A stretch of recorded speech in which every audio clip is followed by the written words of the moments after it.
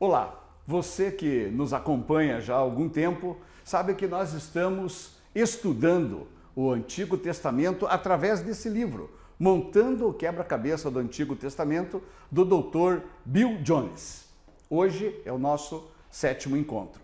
Que bom que você está aqui, seja bem-vindo, e hoje nós vamos conversar sobre a queda dos reinos divididos. E o texto base que vai guiar o nosso estudo de hoje está em 1 Reis, capítulo 12, até 2 Reis, capítulo 23. Para recapitular um pouco do que aconteceu da aula anterior, vamos observar o seguinte. Lá no livro de 1 Samuel 8, de 4 a 8, e ainda 1 Samuel 12, de 19 a 24, nós temos a seguinte postura. Deus queria que os hebreus o seguissem como único rei. Deus tinha dito para o povo: eu sou o Deus criador dos céus e da terra, eu sou o Deus de Abraão, me sigam, caminhem comigo, eu quero cuidar de vocês, quero amá-los e quero dar tudo o que vocês precisam. Porém o povo olhou para a sua vizinhança e chegaram à seguinte conclusão: nós queremos um rei. Todos os povos ao nosso redor têm um rei, nós também queremos o rei. Então os hebreus reclamaram que não tinham rei como as outras nações. E então, ok, isso foi atendido. Hoje, quando nós estudarmos a questão da queda dos reinos e o reino dividido, nós vamos chegar nesta conclusão aqui, ó. Nós temos o reino do norte e o reino do sul. Após a morte de Salomão, o terceiro rei de Israel, o primeiro rei foi Saul, o segundo rei foi Davi e o terceiro rei Salomão. Após a morte do rei Salomão, os reinos se dividiram e 10 tribos de Israel formaram o conhecido Reino do Norte, também com o nome de Israel, Reino de Israel, cuja capital era Samaria. E o reino de Judá, que era o reino do sul, cuja capital era Jerusalém. Ainda relembrando o que aconteceu na aula anterior, nós temos 3 reis, depois da época dos juízes. O primeiro rei foi Saul, o segundo rei foi Davi e o terceiro rei foi Salomão, filho de Davi. Uma coisa curiosa que nós podemos destacar dessa época é o seguinte: a questão do tabernáculo e do templo. Então vejam, quando nós pensamos quem foi o construtor do tabernáculo foi Moisés, o construtor do templo foi Salomão. Alguns pensam que Davi foi o construtor do templo. Não, Davi criou todas as condições necessárias para que o seu filho Salomão construísse o templo. Quanto ao formato, na época de Moisés, o tabernáculo era portátil. Eles podiam montar e desmontar o tabernáculo, caminhar pelo deserto, e quando chegassem a um novo destino, novamente eles montavam o tabernáculo. Já no templo de Salomão, quando foi construído realmente o templo com toda a sua grandeza, ele era uma construção permanente, grandiosa, extraordinária para aquela época e não podia ser removido do seu lugar. E em quais eras isso tudo aconteceu? O tabernáculo portátil pegou as eras da saída e da entrada. Nós já estudamos essas eras nos encontros anteriores. E o templo construído por Salomão, as eras da união e as eras da divisão. Muito bem, então, ainda falando sobre as eras, vamos observar o seguinte: todas essas eras, ao longo do tempo, elas foram revelando a vinda de Cristo. Nós já conversamos sobre isso numa outra aula. O Velho Testamento aponta para Jesus. O Velho Testamento mostra o que aconteceria com a chegada do Messias. Todo o Antigo Testamento aponta para Jesus. E aqui nós temos algumas passagens bíblicas que nos deixam entender isso um pouco melhor. Então veja bem, na primeira era, qual era a revelação? Cristo vindo para ferir a serpente. E o trecho bíblico que referencia isso tudo é Gênesis capítulo 3, versículo 15. E sucessivamente aqui nós temos todas as passagens bíblicas, onde na segunda era a revelação é Cristo vindo de Abraão. Na terceira era é Cristo representado como um cordeiro. Na quarta era, Cristo representado como livrador. E na quinta era, Cristo iria morrer na cruz. Vejam então que nós temos muitas passagens bíblicas, e essas são só algumas de muitas outras que existem, mostrando que o Antigo Testamento o tempo todo aponta para Jesus. Na aula anterior, nós estávamos falando sobre a era da união, onde nós tínhamos todas as tribos de Israel juntas, e as referências bíblicas eram essas aqui, ó. Samuel, 2 Samuel, 2 Reis, Crônicas, 1 Crônicas e 2 Crônicas, do capítulo 1 até o capítulo 9. Ainda temos referências bíblicas em Salmos, Provérbios, Eclesiastes e Cânticos dos Cânticos. Agora, nós estamos na sexta era e temos muitos profetas aparecendo. Muitos profetas chegam. Neste momento, nós temos o reino dividido, o reino de Israel, 10 tribos, reino do norte. O reino de Judá, 2 tribos, reino do sul. A capital do reino do norte, Samaria. A capital do reino do sul, Jerusalém. Vejam então aqui a referência bíblica de cada uma dessas passagens e como que o reino de Israel e o reino de Judá são referenciados nos trechos bíblicos. Na era da divisão, 931 a 586 a.C., livro de 1 Reis e 2 Crônicas. E ainda temos muitos profetas. Então, ó, sobre os profetas que profetizaram para o reino do norte, está aqui: Jonas profetizou para a Síria, Amós profetizou para Israel e Oséias profetizou para Israel. Profetas do sul: Obadias para Edom, Joel para Judá, Isaías para Judá, Miqueias para Judá. E depois que Israel foi conquistado pela Assíria, ainda temos aqui o profeta Naum, que profetizou para o reino assírio, Sofonias, que profetizou para Judá, Jeremias profetizando para Judá, Abacuque profetizando para Judá e Lamentações, também um livro referenciado a Judá. O que é importante observar é que no transcorrer desta história nós temos o reino dividido, reino do norte, reino do sul, muitos profetas aparecem. Deus envia muitos profetas para conversar com o povo de Israel e mostrar a eles qual era o desejo do seu coração. Mesmo assim, muitos desses profetas foram ignorados, o povo não deu atenção para o que eles falavam, muitos deles, inclusive, foram perseguidos pelo povo, até maltratados em razão daquilo que falavam. Nós não devemos esquecer que podemos escolher pecar, mas nunca os resultados do pecado.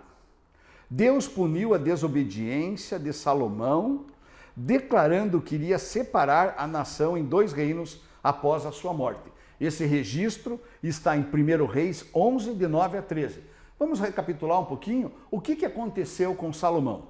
Salomão, o 3º rei, filho de Davi, casou-se com muitas mulheres, teve muitas mulheres, e muitas delas eram mulheres pagãs, eram mulheres que trouxeram uma fé externa e não criam no Deus de Israel. Mesmo assim, Salomão as deixou na convivência dele e mais do que isso, Salomão se deixou contaminar pelas crenças dessas mulheres que ele tinha. E as crenças dessas mulheres pagãs acabaram contaminando o reino de Salomão. E por conta dessa desobediência de Salomão ao seu Deus, ao Deus de Isaac, ao Deus de Jacó, ele recebeu uma punição. E a punição seria que depois da sua morte, na sua sucessão, os reinos as tribos de Israel, que eram um único reino, aquela confederação de 12 tribos, que era um único reino forte, bem estruturado, seria dividido entre Reino do Norte e Reino do Sul. Portanto, essa é uma lição que valeu para Salomão, mas ainda vale para nós também.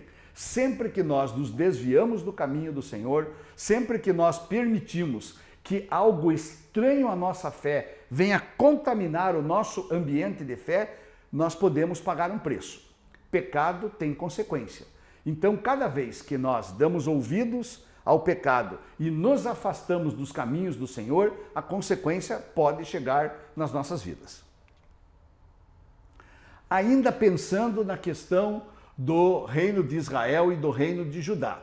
Nós estamos na sexta era e essa sexta era vai tratar de 3 reinos. Então vamos pensar bem aqui. O reino de Israel, reino do norte, tinha 10 tribos. E o reino de Judá, conhecido como reino do sul, 2 tribos. Aqui no reino do sul, a tribo de Judá e a tribo de Benjamim. Muito bem, num determinado momento da história, surge um império. Um império se fortalece, que é o Império Assírio. E o Império Assírio vem, invade Israel, o reino do norte, e dissolve o reino do norte. Então nós temos aqui o envolvimento de 3 reinos. O reino do norte, o reino do sul e este império, que é o Império Assírio, um império pagão extremamente forte, violento, que invade Israel e acaba dissolvendo o reino de Israel. E até hoje, o reino de Israel é conhecido como as 10 tribos de Judá, que foram dispersas e nunca mais foram unidas novamente. Na nossa próxima aula, nós vamos observar que num determinado momento, o reino de Judá também será invadido, mas daí não mais pelo reino da Síria. Um novo império surge, que é o Império Babilônico. Este Império Babilônico vai atacar e conquista o Império Assírio e pega para si tudo que o Império Assírio tinha e passa então a reinar e ser o império principal daquela região. E então invade Judá e leva todos os moradores, ou a maioria dos moradores do reino de Judá, como escravos, como cativos para a Babilônia. Uma coisa boa para ser observada são essas observações que eu coloquei aqui, que vão nos ajudar a entender um pouco esse fio histórico do que nós estamos falando. Então vamos lá. Após a morte de Salomão, o povo pede ao seu sucessor, o seu filho Roboão, que lhes alivie impostos e trabalho pesado. Isso está em 1 Reis 12:4. Salomão, para construir o templo, para deixar o templo grandioso como era, ele fez com que o povo trabalhasse muito e cobrou muitos impostos do povo de Israel. Eles estavam cansados, eles estavam se sentindo pressionados com tamanhos impostos que existia sobre eles. E então, depois que Salomão faleceu e o templo já estava pronto, eles pediram para o sucessor de Salomão, que era o seu filho Roboão: olha, Roboão, olha o nosso lado, estamos com impostos muito pesados, você pode aliviar os nossos impostos? É um momento importante agora de você aliviar a nossa carga de impostos. O que aconteceu? Roboão rejeita os conselhos dos mais velhos, Roboão rejeita os conselhos dos mais velhos e aceita os conselhos dos seus amigos jovens, impondo ao povo um jugo ainda mais intenso e severo. Aqui tem uma curiosidade interessante. Quando o povo pediu para Roboão para baixar os impostos, ele se reuniu com alguns conselheiros. Inicialmente chamou os mais velhos e colocou aquele pedido à mesa. Os mais velhos pensaram e aconselharam o rei. Disseram: rei, o povo está certo, os impostos precisam ser aliviados. A carga tributária sobre o povo está muito pesada. Roboão não ficou satisfeito. Tirou aqueles conselheiros mais velhos e trouxe seus amigos jovens. E os seus amigos jovens aconselharam ele ao contrário. Falaram: não, Roboão, se você baixar os impostos, o povo vai achar que você é um rei fraco. Então, o que você deve fazer é ainda mais aumentar os impostos, colocar impostos ainda mais severos contra o povo para eles perceberem que você é um rei poderoso. Essa foi a escolha de Roboão. Roboão impôs impostos mais fortes, a carga tributária foi aumentada e o povo passou a sofrer ainda mais com essa carga de impostos. Nesse momento, existe um racha no reino. O reino racha, isso está em 1 Reis 12, de 12 a 24, e Roboão fica com o controle de somente duas tribos, a tribo de Judá e a tribo de Benjamim. É por isso que nós estamos falando que estamos na época do reino dividido. É neste momento que o reino se divide. E mais a cidade de Jerusalém, que era a capital do reino de Judá. Então o reino do sul tinha como capital Jerusalém. E o outro lado, as outras 10 tribos. Jeroboão, que era um dos oficiais de Salomão, ele não era filho de Salomão, ele não tinha descendência de Salomão. Jeroboão assume o controle de 10 tribos, que é chamado o Reino do Norte ou Israel. Vamos pensar novamente. Nós tivemos o rei Saul, as 12 tribos estavam todas juntas. Antes eram governadas por juízes. O povo pede um rei, Deus concede esse rei. O primeiro rei é Saul. Eles estão ainda as 12 tribos juntas. É o reino unido. Depois de Saul, o próximo rei é Davi. Davi tem uma história extraordinária frente ao povo, nós já falamos sobre isso.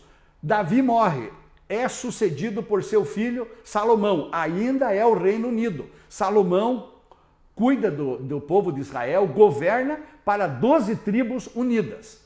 Muito bem, depois da morte de Salomão, por conta desta irresponsabilidade do seu filho Roboão, que não aceitou baixar os impostos, existiu um racha.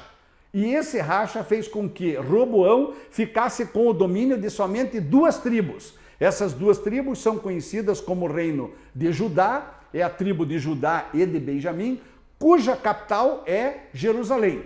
E um oficial do reino de Salomão, um tal de Jeroboão, que não era filho de Salomão, ele passa a ter liderança sobre as outras 10 tribos que estão no Reino do Norte, cuja capital é Samaria. É neste momento histórico que nós estamos agora.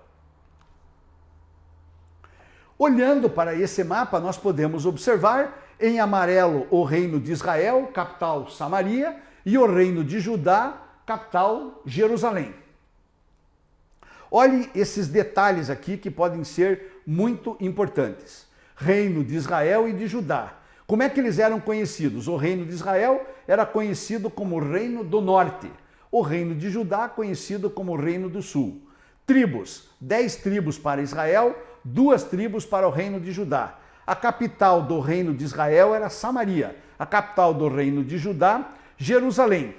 O primeiro rei de Israel, Jeroboão, que era um oficial de Salomão, mas não era filho de Salomão, não tinha descendência de Salomão. E o reino de Judá, liderado por Roboão, esse sim, filho legítimo de Salomão. Qual foi o problema do Jeroboão, aquele que era oficial do rei e que liderou o reino do norte? Nós encontramos essa referência em 1 Reis, no capítulo 12, do versículo 25 em diante. Muito bem, Jerusalém, que era conhecido como um centro religioso e de poder, era uma cidade muito famosa entre todos aqueles povos, ficou no reino de Judá, ficou no reino do sul. Jeroboão tinha receio que o povo fosse oferecer sacrifícios e fosse cooptado por Judá, e ele poderia perder a coroa e até perder a vida. Então Jeroboão pensou assim: puxa, Jerusalém não ficou no meu reino, ficou lá no reino de Judá. Se o meu povo aqui do meu reino for adorar a Deus lá no reino de Judá, cuja capital é Jerusalém, eles podem ser cooptados, eles podem ser pegos pelo povo de Judá e serem atraídos pelo povo de Judá, ficarem por lá, vai existir uma revolta e eu vou acabar perdendo o reino e posso até ser morto. Então o que ele mandou fazer? Ele mandou fazer 2 bezerros de ouro e colocou um bezerro de ouro numa cidade muito famosa do reino de Israel, chamada Dan, e o outro em Betel, outra cidade também muito conhecida do reino do norte. E ele decretou que deveriam ser adorados com festas e sacrifícios. Então, além de fazer um bezerro de ouro, fazer uma estátua, fazer um ídolo, 2 ídolos, 2 bezerros de ouro, ele ainda fez um decreto dizendo que todos os moradores do reino de Israel deveriam adorar e fazer festas e sacrifícios para este bezerro de ouro. Então, uma alternativa humana para se manter na liderança. Quando a gente fala de bezerro de ouro, você lembra de alguma coisa? Algo vem à sua mente? Não é aquela história quando o povo de Israel estava peregrinando no deserto, Moisés subiu a montanha para falar com Deus e receber os 10 mandamentos, e lá ao pé da montanha ficou todo o povo, liderado pelo irmão de Moisés, e acabaram, depois de 40 dias que Moisés estava na presença de Deus no alto da montanha, achavam até que Moisés poderia ter morrido, e então solicitaram que uma estátua, que um ídolo fosse construído para eles, e o irmão de Moisés, infelizmente, Arão, permitiu que um bezerro de ouro fosse construído.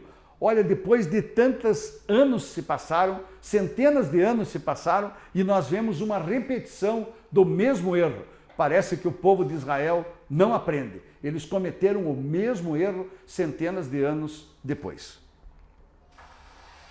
Muito bem, tudo isso teve uma consequência. Então vamos falar da destruição do reino do norte, o reino de Israel.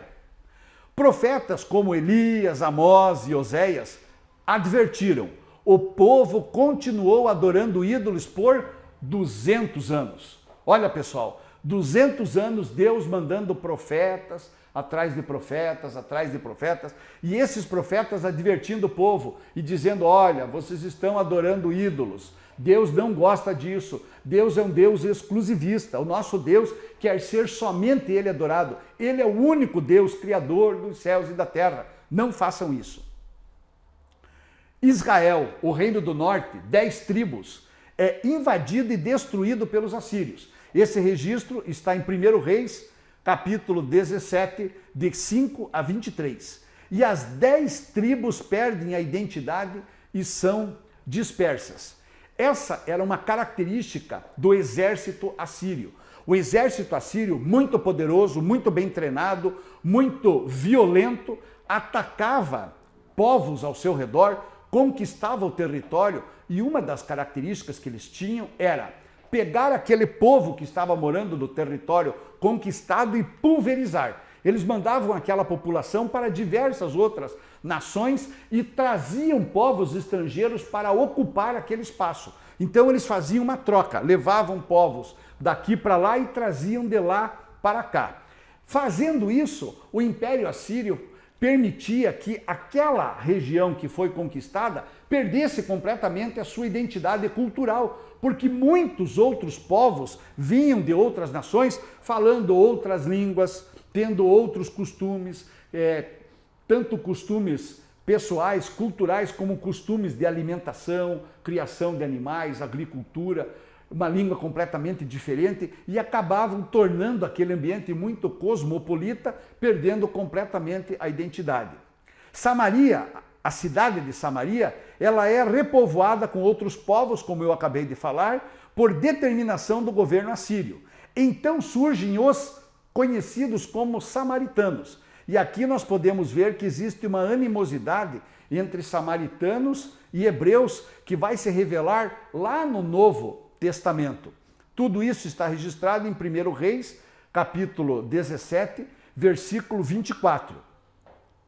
O reino do norte foi conquistado pela Síria, mas o reino de Judá manteve-se íntegro. A Síria até tentou invadir o reino de Judá, mas o reino de Judá se protegeu, teve a sua estratégia de proteção e não permitiu ser invadido naquele momento. Então Judá continuou existindo após a queda de Israel por pouco mais de um século.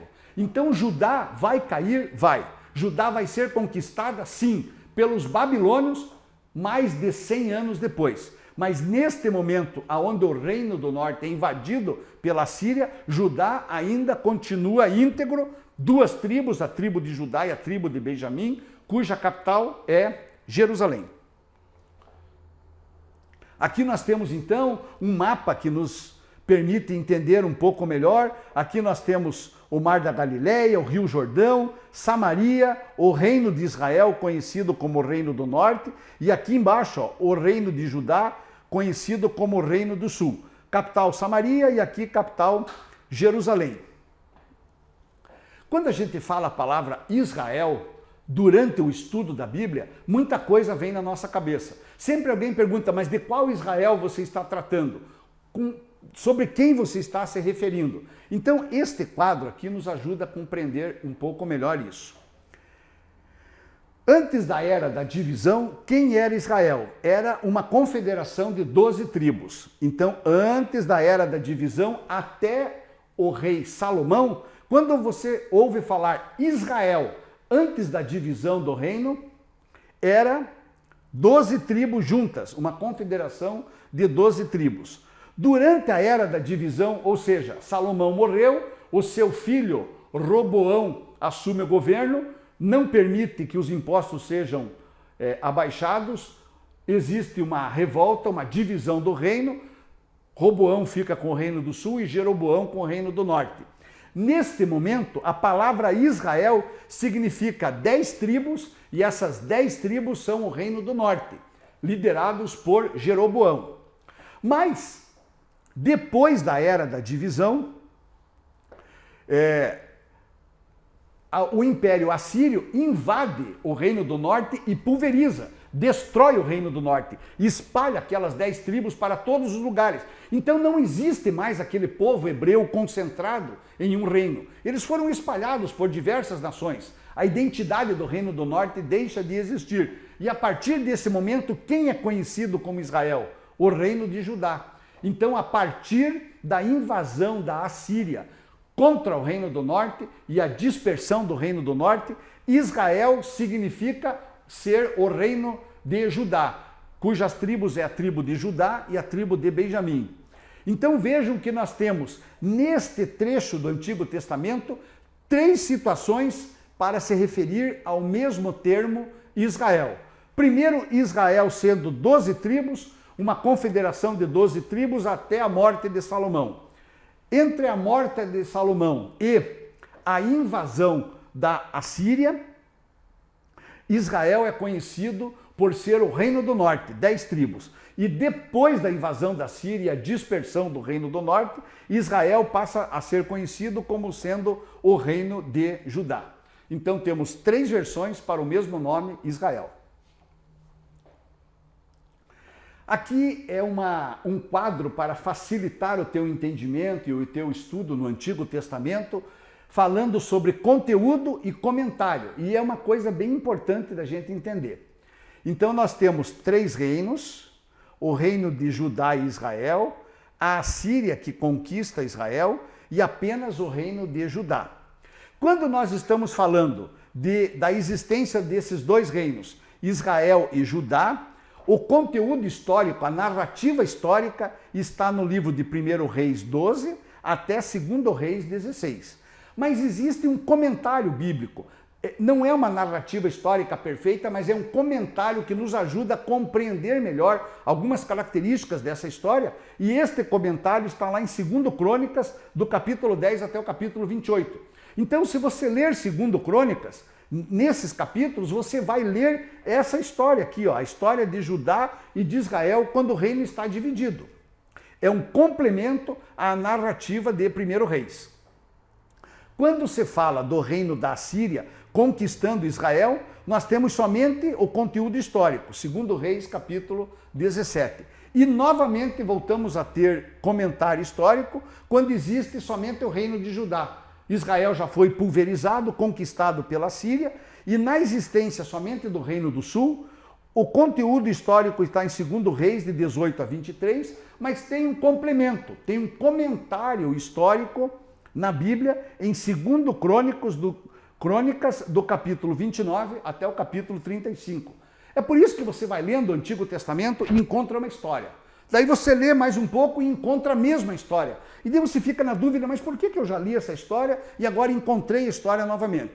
É porque a primeira vez era uma narrativa histórica e depois era um complemento daquela primeira narrativa. Lembrando que esses livros do Antigo Testamento foram escritos mais ou menos na mesma época e por isso tratam do mesmo assunto, só que por vezes de forma complementar. Aqui ainda uma visão geográfica para facilitar o nosso entendimento, em cinza claro. Então tudo que você enxerga em cinza claro aqui é o Império Assírio, depois que ele havia conquistado todo o reino de Israel. O Império Assírio durou do ano 900 ao ano 607 antes de Cristo. Sempre lembrando que quando o Império Assírio conquistou Israel, nós estávamos no ano 722 a.C. Aqui também um outro quadro que nos facilita e nos coloca dentro de uma posição no tempo, uma posição dentro dessa linha do tempo. Então nós temos aqui, período geral da Era da Divisão. Então depois da morte de Salomão, a divisão dos reinos, tudo isso durou de 931 até 586 a.C. Vejam que é muito tempo. São vários séculos que se passaram durante todo esse período, onde existiu o Reino do Norte e o Reino do Sul. Quando que aconteceu o fim do reino? O fim do Reino do Norte em 722. O fim do Reino de Judá com a invasão da Babilônia somente em 586. A duração do reino. O reino de Israel durou 209 anos, mas o reino de Judá durou 345 anos. Quem foi o conquistador? Quem conquistou Israel foi o Império da Assíria. E quem conquistou Judá, descubra na próxima era, mas eu já dei um spoiler aqui, né? Eu já falei que foi o Império Babilônio. Motivo da queda: adoração ao bezerro de ouro no que diz respeito a Israel. E no que diz respeito a Judá, vamos descobrir na próxima aula. Muito bem, falemos agora sobre um dos reis, somente um dos reis. Vamos falar sobre o rei Ezequias, cuja narrativa está em 2 Reis, do capítulo 18 ao capítulo 20. A Bíblia diz, lá no capítulo 18, versículo 5 de 2 Reis, que nunca houve ninguém como ele entre todos os reis de Judá, nem antes e nem depois dele. Então o rei Ezequias foi um rei que dirigia o reino de Judá, o reino do sul, e a Bíblia fala uma coisa muito interessante sobre ele. Nunca houve antes dele nem depois dele alguém como ele. O rei Ezequias foi um rei exemplar, temente a Deus, que tem uma história linda. Eu recomendo que você faça a leitura sobre a vida e os fatos que envolveram a direção, envolveram a gestão do rei Ezequias frente ao reino de Judá. O rei Ezequias, ele enfrentou a Assíria e Deus lutou por Judá. Lembram que eu falei que a Assíria até tentou conquistar Judá, mas Judá resistiu e não foi conquistada pela Síria? Era disso que eu estava falando. A passagem bíblica nos diz que num determinado momento o Império Assírio estava acampado num grande vale, prontos para invadir Judá e destruir Judá, e de repente o anjo do Senhor passou sobre o acampamento dos assírios e matou 185 mil homens do exército assírio, sem que houvesse um confronto com o exército de Judá.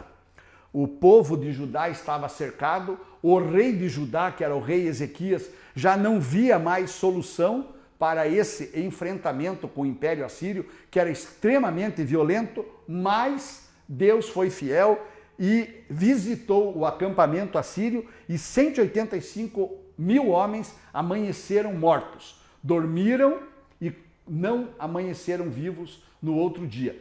Todos foram mortos pelo anjo do Senhor. O rei não foi morto, o rei assírio que estava no acampamento não foi morto, ele ficou muito assustado com o que aconteceu e pegou alguns poucos que restaram vivos com ele e voltou para o seu império e se encolheu lá, porque ele percebeu que o rei de Israel, que agora abençoava a nação de Judá, o reino de Judá, estava protegendo aquele povo.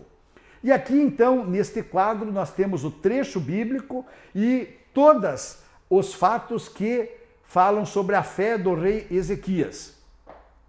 Então nós temos vários versículos bíblicos, todos eles falando sobre o que aconteceu e como Ezequias se comportava e como era a sua fé no Deus de Abraão. Eu recomendo que você, com calma, vá fazendo a leitura de cada um desses versículos e conhecendo a história do rei Ezequias. O que nós podemos aprender com esse rei?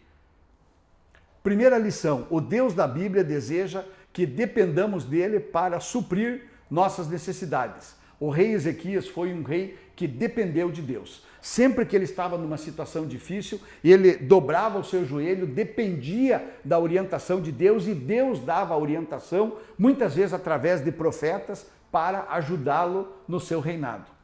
Segunda lição: nossa primeira reação diante das más notícias deve ser orar. Sempre que o rei Ezequias estava diante de uma situação difícil, uma situação de ameaça, a primeira coisa que ele fazia, ele se retirava dos seus aposentos, ia ao templo e orava. Ele conversava com o Deus de Abraão, ele conversava com o seu Deus, derramava o seu coração e dizia: Deus, eu não sei o que fazer. A situação é muito difícil, eu estou oprimido, eu clamo pela tua orientação e pela tua bênção. Terceira lição: não importa o tamanho do problema, Deus é sempre maior. Vocês lembram que eu falei? O Império Assírio acampado num grande vale, pronto para invadir o reino de Judá. O reino de Judá já não tinha mais forças para resistir à tamanha pressão do reino assírio. Mesmo assim, no último momento, o anjo do Senhor invade aquele acampamento e mata 185 mil guerreiros e espanta o reino assírio. Essa é a terceira lição.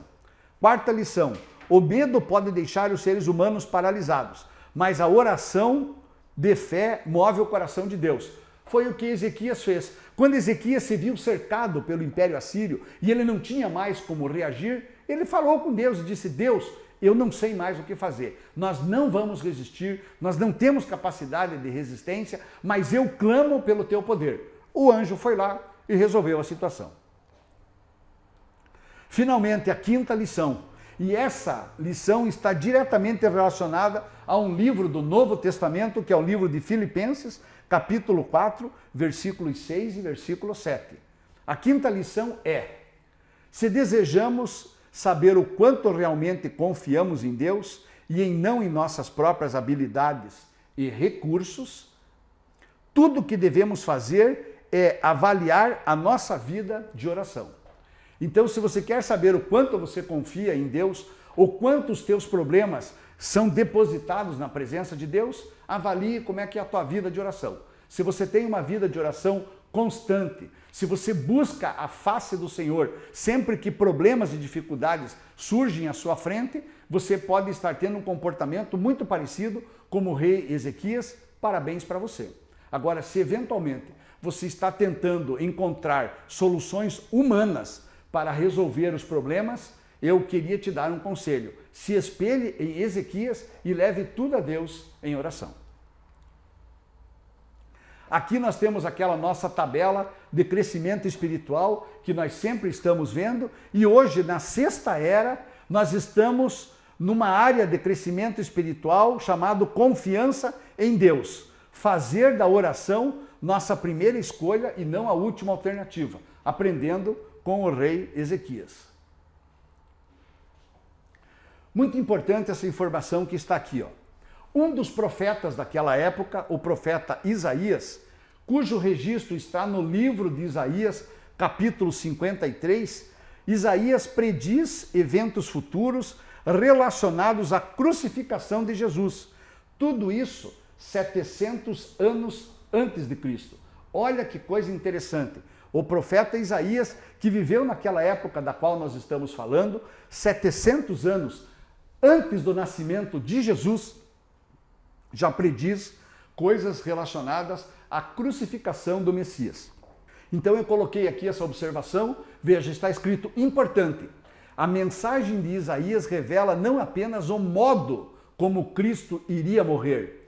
Nos versículos 4 a 6 do capítulo 53, ele mostra claramente o porquê Jesus ia morrer, destacando todos os pronomes da primeira pessoa do plural presentes nestes 3 versículos. E colocando-os juntos, faremos uma descoberta interessante.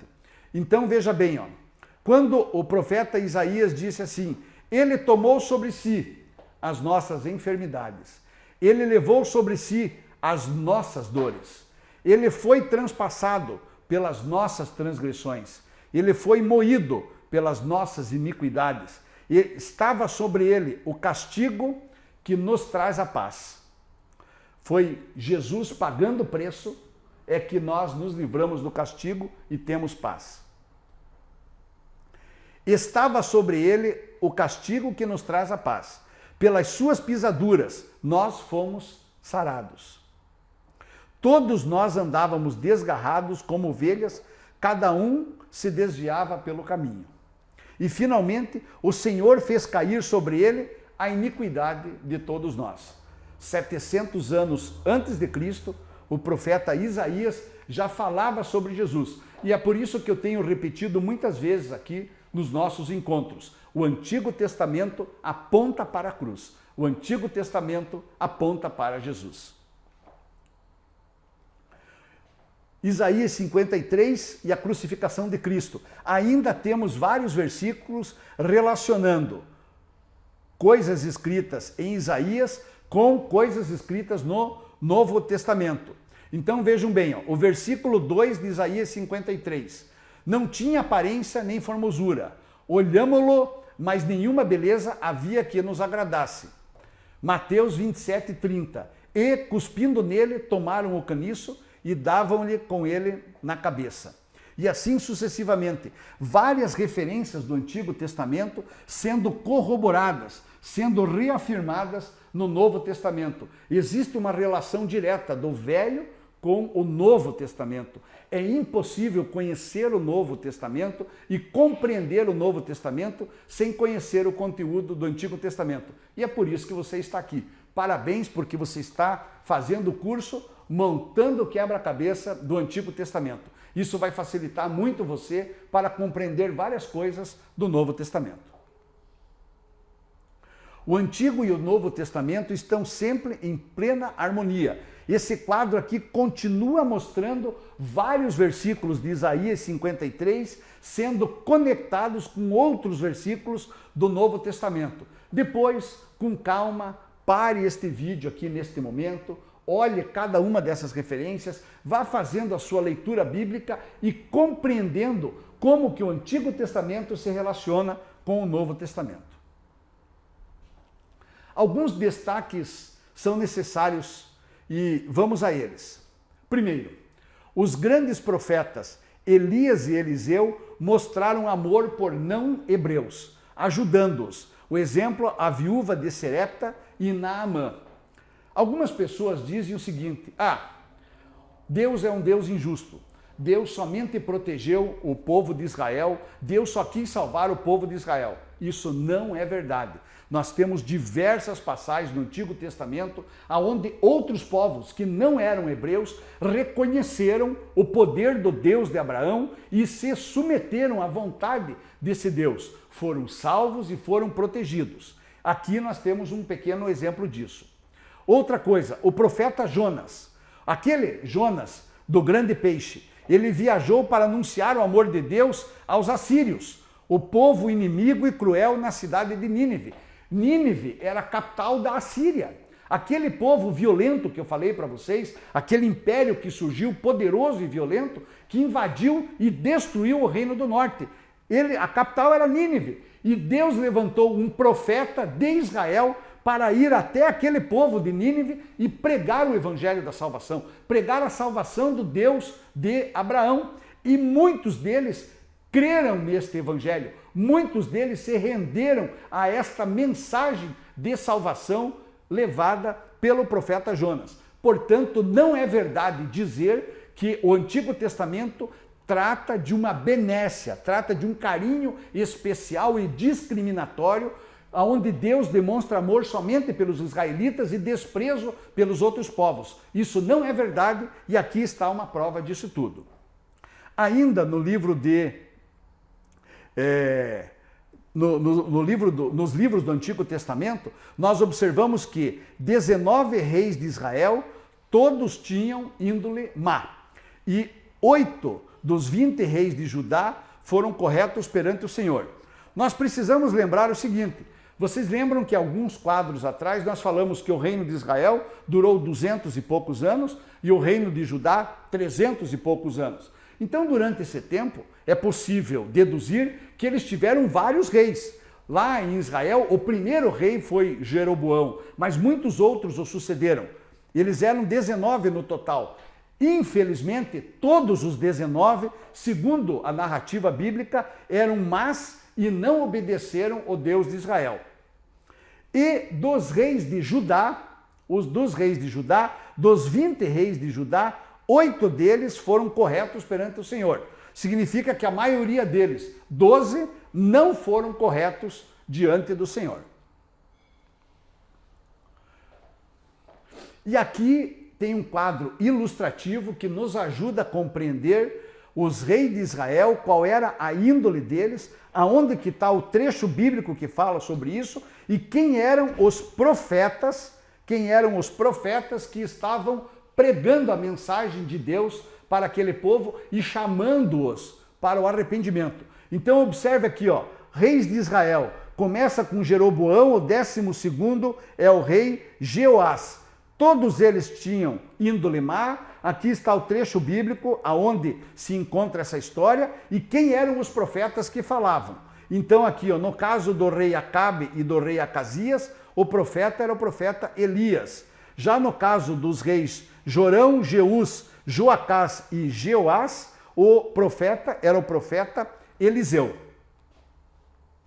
Ainda falando sobre os reis de Israel, nós temos até o 19º rei, todos com uma conduta má. Aqui está o trecho bíblico que fala sobre eles e quem eram os profetas que levavam a mensagem de Deus dizendo assim: se arrependam, voltem para o amor de Deus, voltem-se para Deus, parem de adorar ídolos, não se misturem com os povos pagãos, voltem o seu coração para Deus. Aqui, ó, profeta Jonas, Amós e profeta Oséias. Então vem os reis de Judá, 20 deles, e dos 20 deles, 8 tinham boa índole. O rei Asa, o rei Josafá, o rei Joás, o rei Amazias, Azarias, também conhecido como Uzias, Jotão, o rei Ezequias, lembram que acabamos de falar sobre o rei Ezequias, o rei Josias.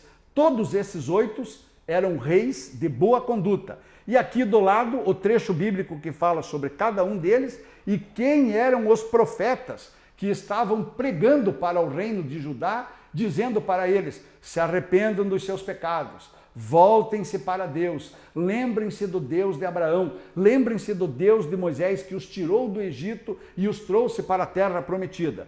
Então nós temos aqui o profeta Obadias, Joel, Isaías, Miqueias, Naum, Sofonias, Jeremias e Abacuque. Todos esses profetas pregando para o povo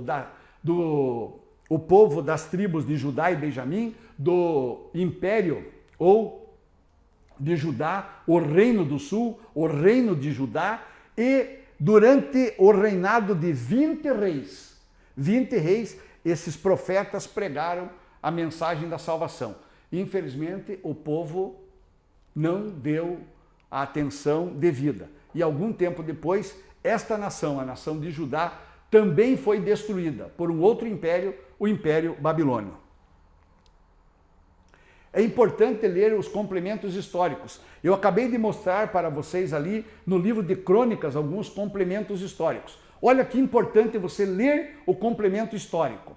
Vamos falar especificamente sobre o reinado de Manassés. Manassés foi um rei de Judá. O registro está no livro de 2 Reis, capítulo 21.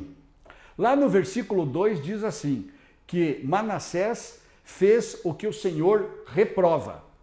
No versículo 6, ele chegou a queimar o próprio filho em sacrifício para um deus pagão, praticou feitiçaria e adivinhação, recorreu a médiuns e a quem consultava espíritos. Olha a conduta desse rei. No livro de 2 Reis, no capítulo 24, versículo 4, diz que o Senhor não o quis perdoar. Naquele momento, por conta dessa conduta, ele estava completamente reprovado aos olhos do Senhor. Porém, se nós formos ler lá no complemento histórico, no livro de 2 Crônicas, capítulo 33, nós vamos observar que o rei Manassés, ele virou escravo da Assíria, ele foi escravo da Síria, e Manassés se humilhou e se arrependeu, orou e Deus o atendeu, voltou ao seu reino e assim reconheceu que o Senhor é Deus. Olha que coisa! A princípio, um homem completamente afastado do caminho de Deus, mas depois de ter sofrido e ter sido escravizado, ter sido tomado pelo reino da Síria, ele se humilhou e se arrependeu e reconheceu que o Senhor, o Deus de Abraão, era o Deus verdadeiro. Mas a gente só sabe essa parte da história quando a gente lê Crônicas. Se você ler somente o registro de 2 Reis, você não vai ter esse complemento da informação. Aonde nós estamos? Nós estamos exatamente aqui, ó, na época do reino dividido. Nós começamos aqui, ó, mais ou menos no ano 2000 a.C., fomos caminhando, as nossas aulas foram acontecendo, nós estamos no nosso 7º encontro e agora estamos aqui, reino dividido, 930 até 585 a.C.